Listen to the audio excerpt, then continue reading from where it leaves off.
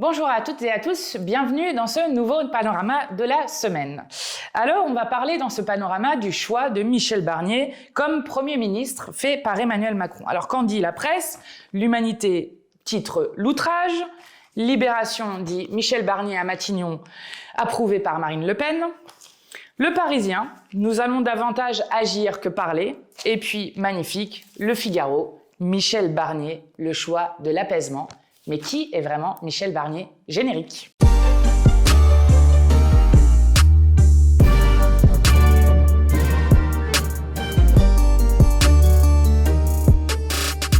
Alors, après 51 jours d'un gouvernement démissionnaire qui était en fait un gouvernement de plein exercice, ce qui choquait le monde entier. Après 60 jours où le vote des Français s'est massivement exprimé et où le nouveau Front populaire est arrivé en tête, Emmanuel Macron a enfin nommé un Premier ministre. Et ce Premier ministre, c'est Michel Barnier.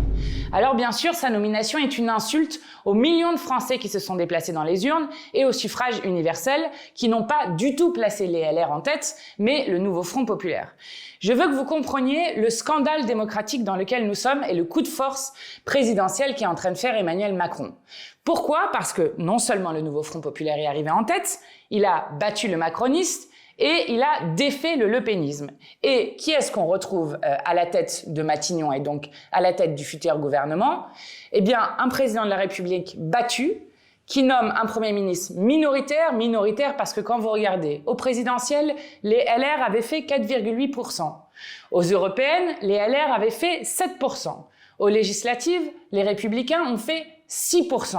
Et Michel Barnier n'est pas seulement issu du plus petit nombre ou quasiment du plus petit nombre du groupe de députés à l'Assemblée nationale, puisqu'ils sont 47 députés, mais en plus était battu dans son propre parti, puisqu'il était arrivé 3e de la primaire au LR. Donc vous avez un président battu qui a nommé un Premier ministre minoritaire, qui est même minoritaire dans son propre parti. Ça ne correspond pas du tout au résultat des urnes. Et dans n'importe quelle démocratie, le président de la République doit nommer la personnalité de la coalition arrivée en tête, c'est-à-dire du nouveau Front populaire. C'est un scandale énorme. D'abord parce que les Français ont voté massivement pour une rupture avec le macronisme. Et Michel Barnier, rappelez-vous, avait été envisagé pour remplacer Édouard Philippe, au moment où c'était encore les macronistes qui avaient une majorité, et Macron avait proposé à Michel Barnier de prendre la suite d'Édouard Philippe à Matignon, donc de continuer la politique macroniste qui a cours aujourd'hui. Or, il avait à l'époque refusé, c'était donc Jean Castex qui avait été nommé Premier ministre. Tout ça pour vous dire que c'est la continuité du macronisme, alors que les Français et les Françaises ont voté pour une rupture très claire avec le macronisme. C'est un scandale démocratique parce que des millions de Français et de Françaises ont été votés pour l'abrogation de la réforme de la retraite à 64 ans et ont même porté en tête le nouveau Front populaire qui, lui, est l'avocat de la retraite à 60 ans. Et vous avez Michel Barnier qui, lui, est pour la retraite à 65 ans. Donc, une négation totale du suffrage universel. De même, les Français et les Françaises ont voté pour le rétablissement des services publics, alors que l'éducation nationale, le travail social, l'hôpital public sont en train de s'effondrer partout dans le pays. Eh bien, vous avez un technocrate bruxellois qui arrive à la tête de Matignon, qui est favorable à l'austérité, à ne pas taxer les plus riches, bref, à continuer une politique pour les riches contre le peuple. Vous avez un peuple français qui a voté massivement, là aussi, le 7 juillet, pour le partage des richesses, notamment le SMIC à 1 600 €, face à quelqu'un qui non seulement refuse ce partage des richesses, mais parle des personnes qui ont des minima sociaux, des chômeurs comme étant des assistés du système dont il faut absolument combattre les politiques sociales et donc pour moins de protection sociale. Vous avez enfin des Français et des Françaises qui ont voté massivement pour l'égalité des droits et vous vous retrouvez à Matignon avec Michel Barnier qui est celui qui a voté contre la dépénalisation de l'homosexualité, contre le remboursement de l'IVG et de l'avortement par la sécurité sociale, qui a voté contre le PAX, qui a voté contre le fait que dans chaque hôpital, on retrouve une équipe médico-sociale pour accueillir dignement et s'occuper des victimes de violences sexuelles. Bref, un réactionnaire total qui est contre l'égalité des droits. Mais si c'est un scandale aussi fort, c'est non seulement parce que c'est la négation du résultat des urnes, or dans une république, seul le peuple est souverain, mais c'est un scandale aussi parce que si des millions et 15 millions de personnes sont allées aux urnes pour défaire l'extrême droite et empêcher Bardella d'arriver à Matignon, ce qu'Emmanuel Macron voulait, eh bien, le choix de Michel Barnier montre une orientation politique macrono-lepéniste du prochain gouvernement qui est très inquiétante et qui, là aussi, est la négation des urnes. Pourquoi ? D'abord, M. Barnier a été félicité par Marion Maréchal Le Pen, ce qui montre bien ce que ça donne, puisque elle a tweeté « Allez, Monsieur le Premier ministre Michel Barnier, c'est le moment de tenir ses promesses » avec un certain nombre de propositions de la politique xénophobe que propose de mettre en place M. Barnier, moratoire sur l'immigration, limitation drastique du regroupement familial, fin des régularisations, fin de l'aide médicale d'État, baisse du nombre d'étudiants étrangers, bref, tout ce qui rabougrit la France et qui est dans le programme de Marine Le Pen et de Jean-Marie Le Pen depuis plusieurs années. Ensuite, parce que le Premier ministre, Michel Barnier, ne pourra tenir que par une abstention du Rassemblement national. Donc c'est par la complicité Macron-Le Pen que les Français et les Françaises se font voler le résultat de l'élection. Et puis, M. Barnier est quelqu'un qui, par exemple, avait dit en 2023 « L'extrême droite n'a pas le monopole des débats, des idées, parfois des quelques solutions. » Donc vous comprenez bien que oui, il y a une orientation macrono-lepéniste qui est en train de se faire et que Madame Le Pen aide Monsieur Macron à continuer la politique qui est menée, où on voit bien que, comme d'habitude, l'extrême droite est l'assurance-vie du système. Donc nous sommes face à un coup de force énorme qui est en train de se faire. Mais qu'est-ce qui est dit par l'officialité médiatique ? Alors c'est notamment ce que M. Duhamel m'a dit hier, c'est qu'en fait finalement ce serait la faute du nouveau Front populaire si c'est M. Barnier qui est élu, puisque nous avions annoncé que nous allions censurer M. Cazeneuve, et donc chapeau l'artiste comme il me l'a dit, eh bien c'est comme ça qu'on se retrouve avec un homme de droite à Matignon. Eh bien, ne vous en déplaise, Madame Agnès Pannier-Runacher, par exemple, ancienne ministre macroniste, elle dit qu'elle se revendiquait de gauche. Je suis de gauche, pardon, je suis désolée. Et que la gauche n'était pas l'apanage du nouveau Front populaire. Donc, par exemple, nous aurions aussi dû accepter Madame Agnès Pannier-Runacher, et comme ça, eh bien, nous n'aurions pas eu Monsieur Barnier. Tout cela est ridicule, on se moque de nous. Parce que Monsieur Cazeneuve n'est pas du nouveau Front populaire. Il n'a pas gagné les élections. Monsieur Cazeneuve est l'homme qui est responsable politiquement de la mort de Rémi Fraisse, ce militant écologiste qui combattait le barrage de Sivens, projet anti-écologique d'un autre siècle. Monsieur Cazeneuve est l'auteur de la proposition de loi qui a fait exploser le nombre de morts pour refus d'obtempérer, ce que nous appelons la proposition de loi permis de tuer, qui est notamment responsable de la mort de Naël, mais aussi d'Aloussène Camara et de beaucoup d'autres, qui fait que la France est aujourd'hui championne du nombre de morts pour refus d'obtempérer. Monsieur Cazeneuve est celui qui était au gouvernement, d'ailleurs avec Monsieur Macron, lorsqu'a été créé par exemple le CICE, le crédit d'impôt compétitivité emploi, qui a donné 20 milliards d'euros d'argent public aux grandes multinationales sans aucune contrepartie et sans aucune création d'emplois. Donc non, je ne vois pas pourquoi nous dirions que nous serions d'accord avec le fait que M. Cazeneuve conduise la politique de la nation alors que c'est le programme du nouveau Front populaire qui a gagné ces élections.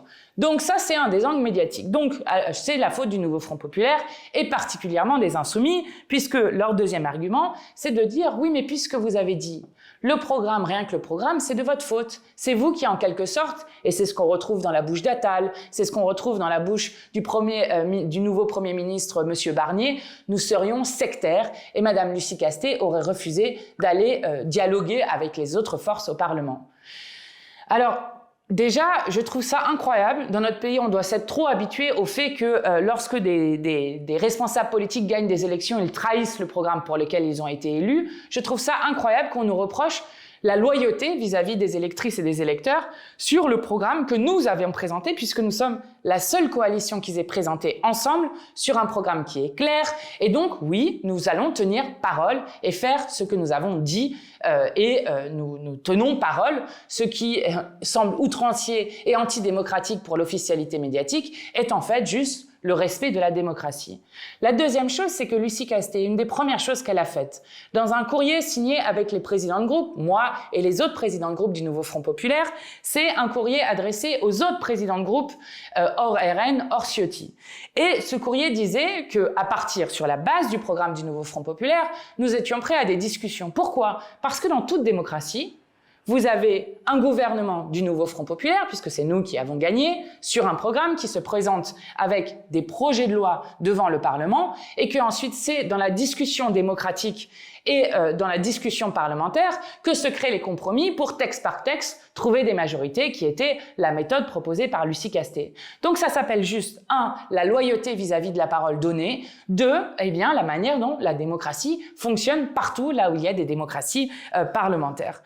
Donc je le dis, ceux qui sont sectaires aujourd'hui, ce sont les macronistes qui refusent de reconnaître le résultat des urnes et le résultat des votes des Français et des Françaises, et qui ont refusé de nommer Lucie Castet à Matignon pour nous laisser un technocrate bruxellois qui est un réactionnaire et à l'opposé complet de ce pourquoi les Français et les Françaises ont voté. Alors, que pouvons-nous faire face à ce coup de force antidémocratique ? D'abord, ne pas laisser passer, ne pas banaliser ce qui est en train de se passer. Et donc, j'appelle toutes celles et ceux, non seulement du nouveau Front populaire, mais qui veulent défendre la démocratie, dire qu'on ne vote pas une fois et qu'ensuite on peut, en quelque sorte, effacer le choix des urnes. Eh bien, j'appelle toutes celles et ceux qui veulent défendre notre dignité personnelle, la démocratie, refuser à Macron le fait de pouvoir être en quelque sorte celui qui met fin au projet démocratique, à venir manifester à l'appel des organisations étudiantes, des organisations de jeunesse, le 7 septembre partout dans le pays. Il y aura évidemment des forces politiques en appui aux organisations de la jeunesse, mais aussi des forces associatives, je pense notamment au planning familial ou à Attac, ainsi que des sections syndicales qui un peu partout dans le pays, c'est le cas par exemple dans le Val-de-Marne, appellent à manifester aux côtés de celles et ceux qui veulent se défendre contre ce coup de force antidémocratique. C'est la première chose, mobilisation face à un coup de force que nous n'avons jamais vu dans la Ve République. Deuxième chose, évidemment, avec le nouveau Front populaire, nous allons déposer une motion de censure du gouvernement de Michel Barnier. Alors on nous dit « Oh, vous ne voulez pas lui donner des bons points par-ci, par-là, regardez ce qu'il a fait là-dessus, vous n'êtes jamais content ». Mais ce n'est pas ça la question. Là encore, ce n'est pas possible qu'il y ait une dissolution demandée par le président de la République et que derrière, en quelque sorte, on dise aux gens que vous votiez ou que vous ne votiez pas, ça n'a aucune importance. Michel Barnier est d'ailleurs quelqu'un qui est habitué à la trahison du vote du peuple français, puisque c'était un des artisans, alors qu'en 2005, il y avait eu un vote clair du peuple français pour le non au traité constitutionnel européen. Eh bien, Michel Barnier était un de ceux qui avaient permis qu'on repasse par la fenêtre ce traité constitutionnel, alors que le peuple français s'était exprimé contre. C'est une habitude à Bruxelles. Rappelez-vous de M. Juncker, qui était président de la Commission, qui disait « En dehors des traités, il n'y a pas de démocratie valable ». Donc, c'est le respect de la démocratie, c'est le respect des urnes que nous allons défendre par la censure du gouvernement Barnier. Et probablement éclatera à ce moment-là le fait que le Rassemblement national est complice du vol de ces élections. Ensuite, nous engageons et nous avons engagé la procédure de destitution. La procédure de destitution est donc une proposition de résolution que nous avons déposée et qui a été signée par 81 députés, l'ensemble du groupe parlementaire insoumis, quelques députés ultramarins du groupe GDR et quelques députés du groupe écologiste. Alors, qu'est-ce qui va se passer sur cette destitution? D'abord, c'est de réaffirmer que non, ce n'est pas le nouveau Front populaire qui est le problème dans cette histoire, c'est bien Macron, l'autocrate, qui pense qu'il peut bien piétiner la souveraineté populaire de ce pays et être en quelque sorte au-dessus de tout ça. Bon, bah ça, depuis 1789, on a redit que c'est le peuple qui était souverain dans ce pays et pas je ne sais quel monarque présidentiel. Ensuite, donc ça explique que la France a un problème et que ce problème, c'est Emmanuel Macron. Ensuite, ça permet de dire, et c'est pour ça que nous avions alerté sur cette question, de dire que le président de la République n'est pas irresponsable devant tout le monde. Et donc, il y a un article de la Constitution qui s'appelle l'article 68, qui est un article qui est fait pour être utilisé, qui dit que lorsque le président de la République n'est plus le garant des institutions républicaines, et notamment le fait que ce soit le peuple qui décide, donc en niant le résultat des urnes, eh bien, nous pouvions engager cette procédure de destitution. Ça n'a rien à voir, ce qui était le cas avant, avec la haute trahison ou juste un qualificatif pénal. Là, c'est vraiment une manière politique d'examiner la situation. Alors, cette destitution, à partir du moment où elle est déposée, elle doit passer au bureau de l'Assemblée nationale. Le bureau de l'Assemblée nationale, le nouveau Front populaire, y est majoritaire. Donc, normalement, nous devrions passer cette étape. Et je dis aux partenaires du nouveau Front populaire qui n'ont pas signé la destitution, je pense notamment au Parti socialiste, qu'à cette étape, Nous ne leur demandons pas s'ils votent oui ou non sur la destitution d'Emmanuel Macron. Mais nous leur demandons de pouvoir avoir le débat qui soit un débat public en commission des lois, puis en hémicycle, qui est le débat sur le comportement dangereux et erratique d'un président de la République. Et je crois que c'est sain en démocratie de pouvoir avoir ce débat démocratique au sein de l'hémicycle. Donc, vous devez ensuite avoir donc, la commission des lois, l'hémicycle, 2/3 des députés qui doivent voter pour la destitution. Il se trouve que les macronistes sont moins d'1/3 des députés. Donc, si il y a d'autres oppositions que le Nouveau Front Populaire, nous pouvons y arriver. Ça doit passer aussi par le Sénat et ensuite, si cela aboutit, eh bien, c'est le Parlement, donc l'Assemblée nationale et le Sénat, qui se réunissent en haute cour et ce sera en quelque sorte le procès d'Emmanuel Macron, ce qui, je crois, est quelque chose qui est très attendu dans le pays au vu d'un président qui est d'une brutalité sans précédent dans la Ve République. Je parle évidemment des 49.3 faits pour imposer la réforme des retraites, de la répression des militants, de toutes celles et ceux qui demandent une autre politique qui est sans précédent, de la répression des gilets jaunes avec des gens qui ont perdu leurs mains, des yeux, qui ont perdu parfois la vie comme Zineb Renouad. Et donc je crois là aussi que c'est d'utilité publique, d'intérêt général que d'interroger le rôle d'un président de la République qui outrepasse ses pouvoirs. Et puis ça permet à l'Assemblée nationale de réaffirmer son indépendance vis-à-vis d'un président de la République qui se vit de plus en plus comme un autocrate. Donc voilà la procédure que nous avons lancée. Il se trouve que le peuple français a bien compris que c'était Emmanuel Macron le problème. 49% des Français interrogés sont favorables à la destitution. Donc on va dire qu'il y a un peu de pression populaire sur les parlementaires pour savoir ce qu'ils vont, oui ou non, voter à la fin. De même, nous avons, lancé une pétition que je vous invite toutes et tous à signer sur le site macron-destitution.fr. Elle est déjà à plus de 250 000 signataires. Il faut continuer de la faire monter pour faire monter là aussi la pression populaire parce qu'il n'est pas possible de continuer avec un président de la République qui s'arroge tous les droits. Et puis surtout, et c'est sur ça que je voudrais insister, c'est que les médias essayent de faire croire que ce serait un petit feuilleton institutionnel qui, en quelque sorte, serait amusant à regarder un peu comme une série Netflix. Mais on parle là de la vie de millions de nos concitoyens. Et lorsque des millions de nos concitoyens ont été aux urnes, notamment la jeunesse, les quartiers populaires, les habitants et habitantes des territoires dits d'outre-mer, qui ont sauvé la République, aidés par les militants politiques, notamment les insoumis, les militants associatifs, les militants syndicaux, ils y ont été parce qu'ils ont compris que l'extrême droite au pouvoir était destructrice pour leur vie. Eh bien, de quoi parle-t-on lorsque l'on parle des élections législatives? On parle d'un programme qui a gagné les élections. Et dans le programme qui a gagné les élections, n'oubliez jamais ça lorsque vous débattez avec les uns et les autres. L'abrogation de la réforme de la retraite à 64 ans, qui a volé 2 ans de vie aux Français, a gagné les élections. Et donc, Emmanuel Macron n'a aucune légitimité pour continuer, coûte que coûte, à faire continuer cette réforme alors qu'elle n'a jamais été votée par l'Assemblée nationale ni par aucune autre instance. De même, le partage des richesses, notamment le SMIC à 1 600 €, mais aussi le rétablissement de l'impôt de solidarité sur la fortune, a gagné les élections. Et là encore, Macron ou Barnier n'ont aucune légitimité à faire un budget comme ils sont en train de le faire, qui fera de nouveau 15 milliards d'austérité et de nouveau des plans d'austérité pour plaire à la Commission européenne ou encore pour plaire au FMI qui a mis la France sous surveillance. De même, la reconnaissance de l'État de Palestine a gagné les élections. Et je veux insister sur ce point-là, parce que le génocide en cours à Gaza continue.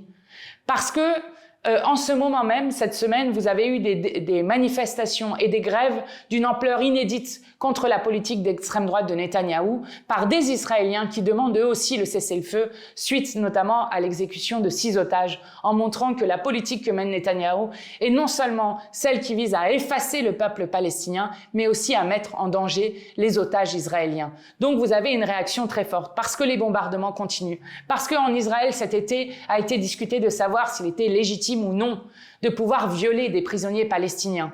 Eh bien, nous continuons plus que jamais à refuser que la Palestine disparaisse. Et donc, il y a des manifestations, là aussi organisées ce dimanche 8 septembre, auxquelles nous devons participer très nombreux et nombreuses, parce que nous sommes majoritaires à demander le cessez-le-feu dans le peuple français.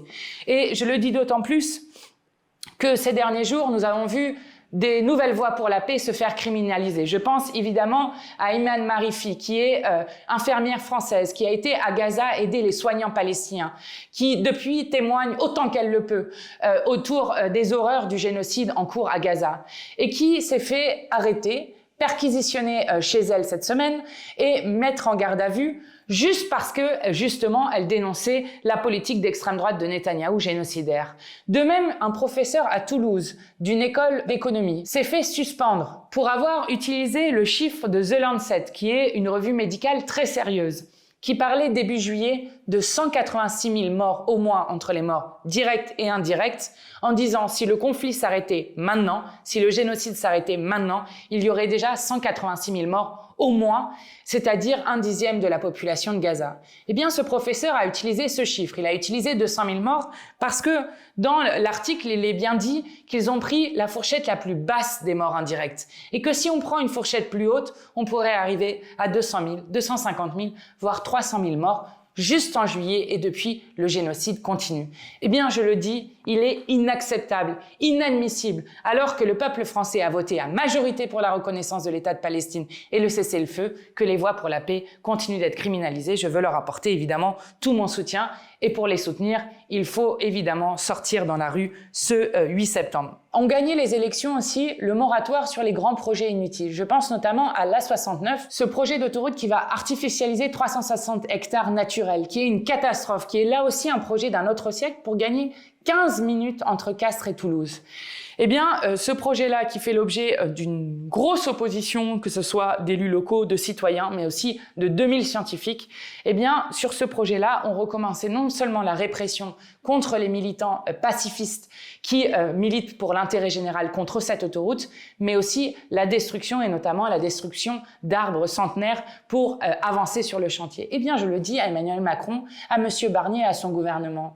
Le moratoire sur la 69 a gagné les élections législatives. Et donc là aussi, vous n'avez aucune légitimité. Enfin, évidemment, sur un sujet qui a occupé des millions de gens cette semaine, qui est la rentrée scolaire qui, encore une fois, se fait dans des conditions désastreuses, puisqu'il manque des milliers de professeurs, il y a encore des classes sans professeurs, il manque des milliers d'accompagnantes d'élèves en situation de handicap, avec honte suprême pour la France, 7e puissance économique au monde. C'est un chiffre que l'UNAPI donnait en 2023, 23%, soit un enfant en situation de handicap sur 4, qui se retrouve sans solution de scolarisation, faute d'accompagnantes d'élèves en situation de handicap.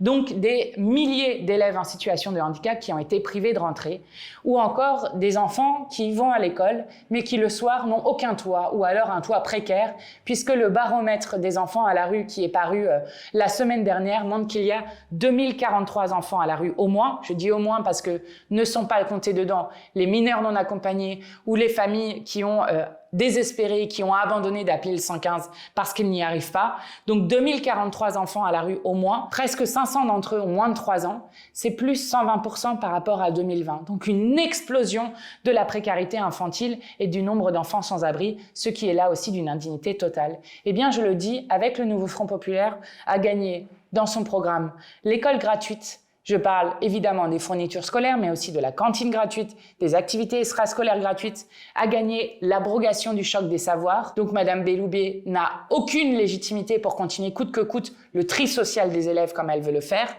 et a gagné la titularisation des accompagnantes d'élèves en situation de handicap, ce qui permettrait d'améliorer grandement juste ce qui est dû à chacun des enfants, c'est-à-dire l'éducation et le droit à l'émancipation. Nous avons gagné sur tout cela n'est pas en vain, donc nous allons nous mobiliser, nous allons censurer le gouvernement Barnier, nous allons continuer autour de la destitution d'Emmanuel Macron, mais je le dis, ne laissez pas les élections se faire voler, parce que ensuite ce qu'ils veulent, c'est dégoûter tout le monde d'aller voter pour expliquer que ça ne sert absolument à rien.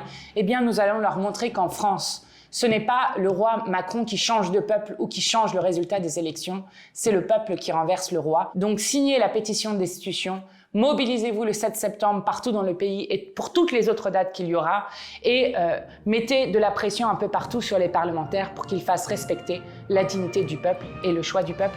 Force les amis, on va y arriver.